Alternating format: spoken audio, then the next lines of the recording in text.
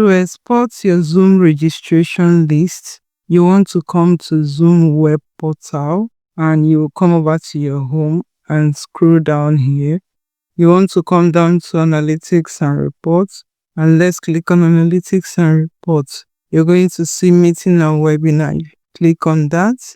You will go over to meeting and webinar registration. This is for a meeting that is yet to happen, and I want to export my registration list for this meeting so I can market to them outside of Zoom. So from here, the maximum report duration we can export is 1 month. You can see it from here. So now you want to put in the months whereby your event is happening. If the day you are exporting the list is 2 months away from your event, you might want to change this from dates to start.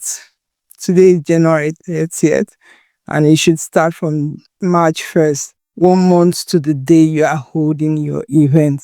But mine is happening in 1 month's time, so I'm going to take this back and leave it on February 1st.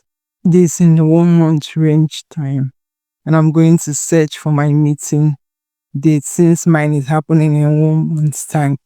You can see my meeting registration detail is up. If you scroll this list, you will see I've already received only 2 registrants. And from here, if you click on generate, it's going to ask you whether you want to export only approved registrants, denied registrants. That is if you set it to approve some and deny some. I'm going to click on all registrants. My report is going to start to queue. Once that happens, you can see my registration list will download into my device.